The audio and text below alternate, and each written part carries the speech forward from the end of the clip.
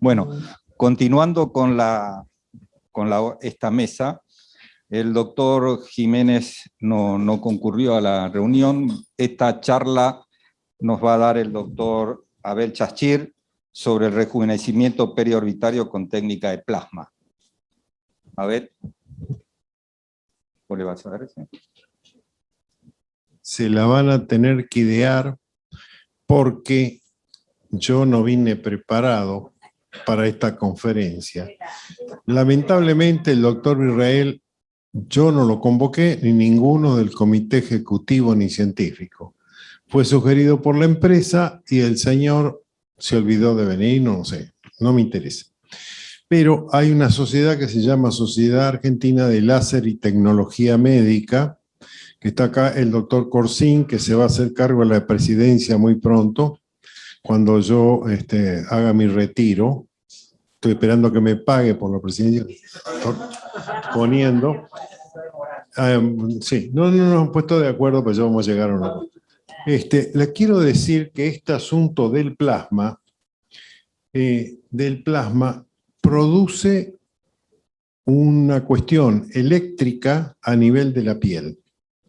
Ustedes pueden tener este folleto, le digo que esta máquina sirve, y le voy a explicar por qué sirve. Nosotros fuimos al último congreso de ISAPS que pudimos asistir en Miami. Con el doctor Corsín estuvimos en varios lugares y había una empresa que vendía un plasma, un microplasma. Era algo como este micrófono y entonces uno lo enchufaba, se cargaba y le daba máquina. Y después se pasaba en la parte periocular. Este es el principio de la máquina del Plaxer, que está abajo. Yo le diría que pierdan un momentito de tiempo, hablen con los técnicos, pero esta maquinita, como yo soy comprador compulsivo, la doctora Benzaken estaba conmigo, me dice, compralo. No, ¿para qué esta cosa? No, hay que comprarlo. Y entró a discutir con el israelí, y qué sé yo, y el israelí al final no solamente nos bajó el precio, sino que ya estaban 3 o 4 ahí, todos compramos, yo me vine con la maquinita, la doctora Irina lo usaba, y entonces era la cosa que sabíamos. Yo me lo ponía de un lado, cuando venía el paciente me sacaba el anteojo, ve de este lado, ve de este. Era maravilloso, se iban las arrugas, claro, a los 5 o 6 días aparecían de vuelta, pero no importa. Era importante que la gente viera. Y yo le explico, si usted tiene que ir a una fiesta tan llena de arruga acá, se lo pasan un ratito, bueno, se puede pasar más fuerte, este aparato tiene más potencia, pero los israelíes fueron sumamente pícaros. Y ella estaba y me decía, mirá qué bien que se te fue.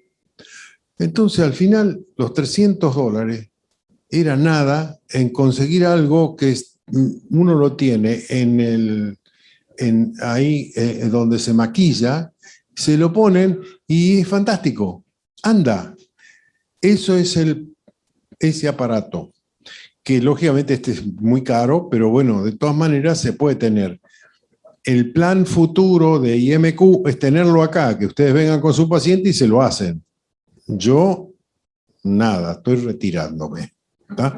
Pero lo que sí, el doctor Cortiñas tal vez va a poner algo y IMQ pueda tenerlo para ofrecerlo a los médicos. Yo tengo que planear que esto funcione. Les aseguro que va muy bien. El aparato yo se lo puedo mostrar, es chiquitito, pero el de acá es maravilloso. Así que les quiero aclarar que hay que saber tecnología para saber cómo usar los aparatos. Gracias.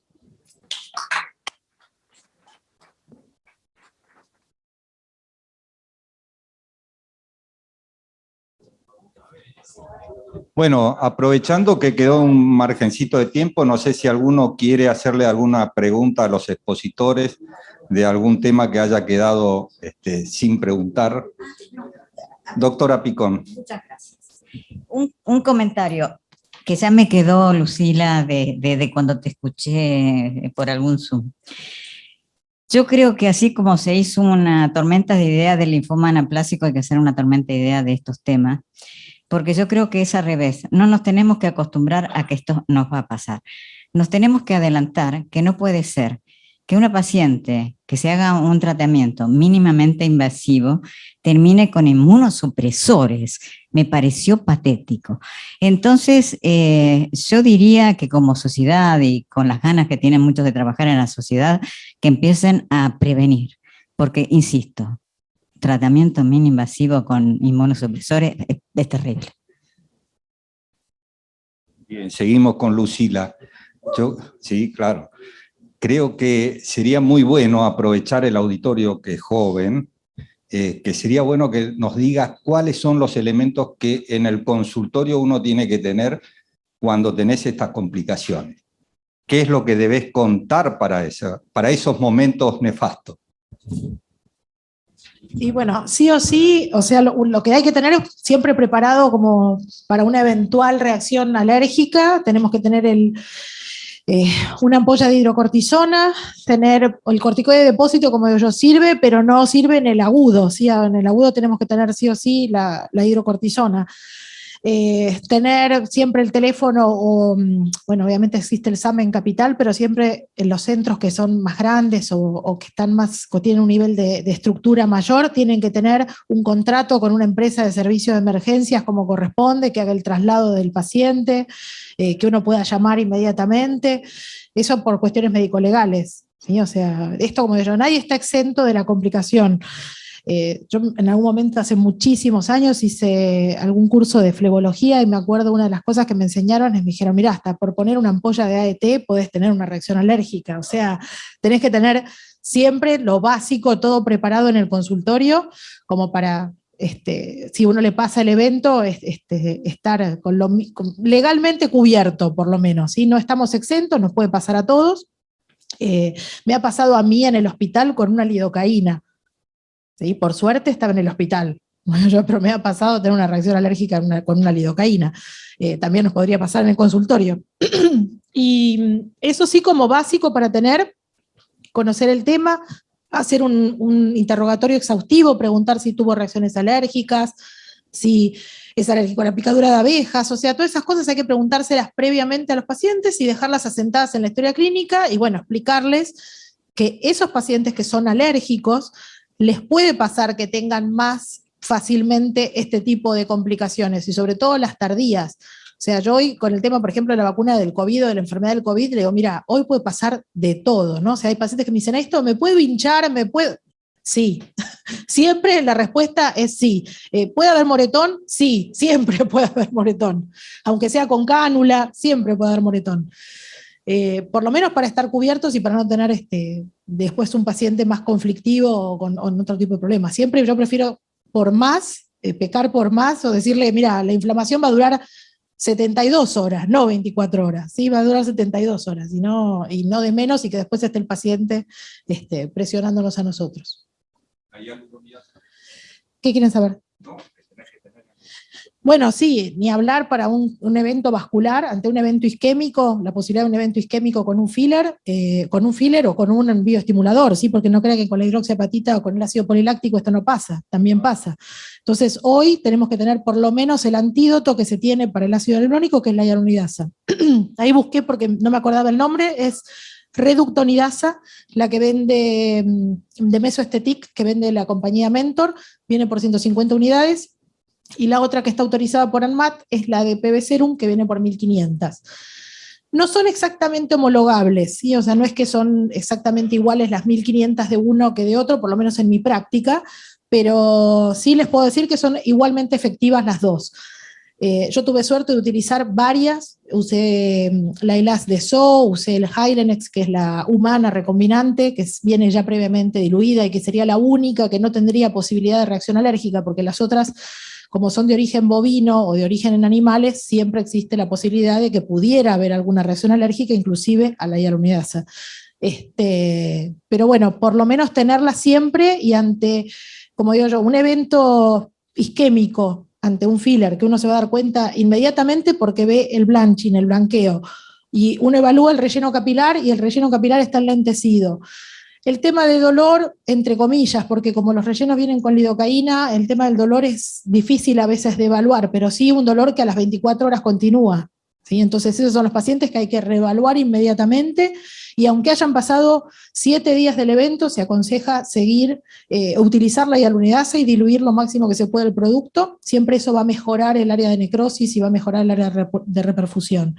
Recuerden que las isquemias no son todas arteriales agudas, sino que a veces son isquemias por compresión, sobre todo a nivel de lo que es rellenos en nariz, en pacientes operados previamente, donde toda la circulación está muy alterada, y a veces no es que uno lo está poniendo intravascular, ¿sí? O sea, uno pinchó, aspiró, esperó 7 segundos, tiene una prueba negativa de que está en el vaso, pero así todo, por compresión, se puede producir un evento isquémico más tardío. Son esos eventos que son más solapados, que como digo yo, va a ir viendo al paciente cuando empieza con esa libido reticularis, con ese efecto marmóreo, con el dolor, que empieza a las 24 horas, 48 horas, y que no mejora, a ese paciente hay que ponerle la hialuronidasa sí o sí. Y también se indica tener en el consultorio muchas veces el tadalafilo y la aspirina en la cajita de emergencia en el caso de eventos vasculares, claro, en caso de isquemia por aplicación de fillers, ¿no? Repetilo de vuelta que no salió bien. El tadalafilo y la aspirina, junto con las instrucciones en la cajita, para que en ese momento no haya una cuestión de nervios, porque no es lo que, por suerte, no es lo que ocurre todos los días. Entonces yo particularmente lo tengo en la cajita, todo lo que necesito, más el instructivo, para que en ese momento no tener que pensar, sino ya tenerlo anotado. Voy a hacer una pregunta. De todos los que están acá, seguro todos ponen fillers y ponen rellenos. ¿Alguno tuvo alguna isquemia vascular? ¿Algún evento vascular? Yo tuve, sí. ¿Alguno tuvo? Sí, digamos, manejar tal vez el caso 2 o 3 días después, como digo yo, que te lo derivan, y eso sí, he tenido varios, pero yo tuve una mía, propia, en la nariz.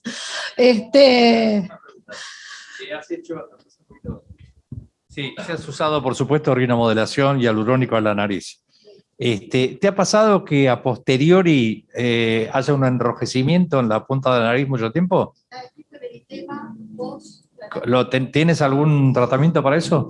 Bueno, los tratamientos con láseres que actúen sobre la parte vascular supuestamente ayudarían, están descriptos, y después cremas con... Había una crema para sacar lo colorado. Sí, están las cremas que son para rosácea, esas que son como esas les digo, las cremas que son de uso para rosácea, sí. También lo que me ha pasado es empeorar una rosácea, ¿sí? O sea, un paciente que ya tiene una rosácea de base por compresión vascular, empeorar la parte vascular y empeorar la rosácea de base del paciente. O sea, no es que fue una isquemia ni nada, sino un eritema mayor por empeorar la rosácea. El mejor tratamiento es prevenirlo. El mejor tratamiento, digo, para la rinomodelación es prevenirlo, y es la cantidad que se pone, que es el problema. No solo es estas reacciones inflamatorias, es también evaluar funcionalmente, fisiológicamente, el tejido donde vamos a poner un relleno, si lo va a tolerar o no, y a largo plazo. En la nariz, yo por lo menos de haberlo escuchado y hacer tantos rellenos, lo que uso en forma preventiva es poner no más de media ampolla en una sesión, esperar 20 días, y cuando ya sé que esa cantidad de producto la tolera bien y drena bien, pongo la otra mitad. Así piense que va a entrar. O sea, más de media ampolla o 0,7 no pongo en una aplicación, porque puede quedar muy bien estéticamente, pero a los 15 días, cuando junta agua, no tolera el drenaje linfático de esa nariz. Entonces, el paciente está con una nariz muy linda, pero de borracho, queda colorado por el éxtasis venoso. Entonces ese es el tema. Y en la parte de ojeras también, que en el momento los rellenos supuestamente duran 1 año, ver retenciones de líquidos 2, 3, hasta 4 años, porque se alteró la fisiología de ese tejido, que no tolera ese líquido en ciertos planos. Entonces también funcionalmente es hialurónico, se puede sacar, es fantástico, pero hay que saber dónde lo ponemos y qué cantidades, porque después a largo plazo son dolores de cabeza, y como es estética, como decía la doctora, no deberíamos tener estética mini-invasiva, ¿no? No deberíamos tener posoperatorio, entonces ahí no se tolera, y es correcto que no se tolere, porque el paciente quiere llegar y irse divino y no tener complicaciones. Creo que en una cirugía se tolera mucho más, uno tiene un poquito más de espacio, de complicaciones, pero en la estética inyectable de mini-invasiva, es por eso, es mini-invasiva, deberían no tener nunca complicaciones. Y la cantidad es importantísima. Lindo escuchar la cirujana plástica hablar de eso, ¿no?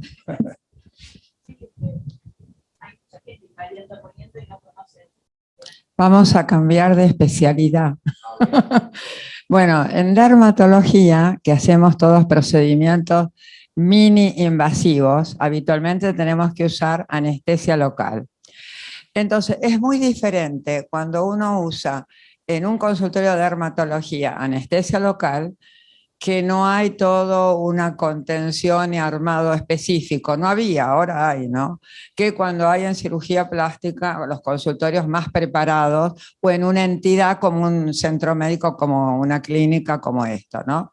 Entonces, para mí, desde mi experiencia de tantos años, lo más importante es que un paciente no tenga miedo. Es básico, porque si un paciente entra con miedo, aterrado, con una sintomatología que uno ya capta y no logra cambiar y revertir, es preferible no tocarlo, hasta que no se calma y acepta o no. Para mí eso es básico, porque del miedo pasa el ataque de pánico y después se desencadena una secuela de circunstancias.